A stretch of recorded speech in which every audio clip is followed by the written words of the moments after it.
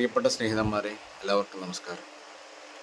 ഇന്ന് ഞാൻ ചെയ്യുന്ന വീഡിയോ വളരെ പ്രസക്തമായൊരു വീഡിയോ ആണ്. അതുപോലെ എൻ്റെ നാട് സിറ്റി പ്രാന്തപ്രദേശങ്ങളിലായതുകൊണ്ട് തന്നെ എൻ്റെ നാട്ടിലുള്ള എൻ്റെ കൂട്ടുകാർ ചോദിക്കുന്ന ഒരു ചോദ്യമുണ്ട്. നിങ്ങൾ എന്തുകൊണ്ട് നിങ്ങളുടെ നാട്ടിലെ ഹംദർദ് കോളേജിനെ പറ്റിയിട്ട് വീഡിയോ ചെയ്യാത്തത്? അവിടെ നടക്കുന്ന തോന്നിയവാസം എന്തുകൊണ്ട് പറയാത്തത്? ഞാൻ പറഞ്ഞു, അതാണ് നമ്മളെ മക്കളാണ്, അത് ശരിയാക്കാം, നമുക്ക് അവർക്ക് ശരിയാക്കിയെടുക്കാം. പക്ഷേ അവർ ശരിയാവാൻ ഒരു ചാൻസും ഇല്ലാന്നാണ് പലരും പറയുന്നത്. അപ്പോൾ നമുക്ക് വീഡിയോ ചെയ്താലേ കാര്യങ്ങൾ ജനങ്ങൾ അറിയണം. എഴുതിയിട്ട് ചില ആൾക്കാർക്ക് എപ്പോഴും നോക്കാനൊന്നും സമയമില്ല, മക്കളെ നോക്കാനൊന്നും സമയമില്ലാത്തതുകൊണ്ട് തന്നെ ഞാൻ വീഡിയോ ചെയ്യുന്നുണ്ട്. കണ്ണൂർ സിറ്റിക്ക് ഒരു ചരിത്രമുണ്ട്. ഒരു 25 വർഷം പിന്നോട്ട് പോയി കഴിഞ്ഞാൽ കണ്ണൂർ സിറ്റിയുടെ ചരിത്രം അറിയുന്ന ആൾക്കാരോട് ചോദിച്ചാൽ മതി.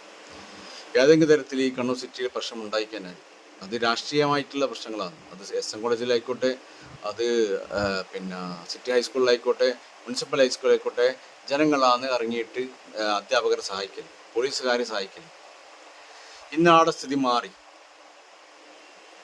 ഈ കഴിഞ്ഞ ഡിഗ്രി അവസാന വർഷ വിദ്യാർത്ഥികൾ രാത്രി 12 മണിക്ക് കാണിച്ച് കൂട്ടിയ പേക്കുത്തുകൾ എനിക്ക് നേരിട്ട് ഓരോ ആൾക്കാർ അയച്ചാന്നപ്പോൾ ഞാൻ ഒന്നിനും കൂടുതൽ പ്രതികരിക്കാമെന്നില്ല. കാരണം അവസാനം അവർ ചെയ്യുന്ന കാര്യങ്ങളില്ലേ, പോട്ടെ, നന്നാവും. പക്ഷെ അവർ നന്നാവുന്ന ഒരു ചാൻസും ഞാൻ കാണാത്തതുകൊണ്ടാണ് ഇത് വ്യക്തമായിട്ട് പറയുന്നത്. ഇതിൽ പറയുന്നത് നമ്മുടെ സ്നേഹം സോഷ്യൽ മീഡിയ കൂട്ടായ്മയിൽ അതിൻ്റെ അവിടെ PTA പ്രസിഡന്റ് C. സമീർ, അദ്ദേഹം നമ്മുടെ ഗ്രൂപ്പിലുണ്ട്. അദ്ദേഹത്തോട് ഞാൻ ഇത് വിശദമായിട്ട് കാര്യങ്ങൾ പറഞ്ഞതാണ്. അദ്ദേഹം പറഞ്ഞത് HOD ഇതിൻ്റെ പ്രിൻസിപ്പാളിനോട് നേരിട്ട് പറയാൻ വേണ്ടിയിട്ടാണ്. ഈ HODയും പ്രിൻസിപ്പാളിനോടാണ് ഞാൻ ആദ്യം പറയുന്നത്, നിങ്ങളെ കോളേജിൽ മയക്കുമരുന്നിൻ്റെ വേരോട്ടമുണ്ട്, തെളിവുകളുണ്ട്. ബാലാവകാശ നിയമപ്രകാരം അത് പുറത്തുവിടാൻ പറ്റാത്തതുകൊണ്ടാണ് ഞാൻ പുറത്തുവിടാത്തത് തന്നെ. അവിടെ പഠിപ്പിക്കുന്ന മാഷന്മാർക്കും അതുപോലെ ടീച്ചേഴ്സിനും മറ്റുള്ള കുട്ടികൾക്ക് പോലും ഈ കാര്യങ്ങൾ വ്യക്തമായിട്ട് അറിയാം.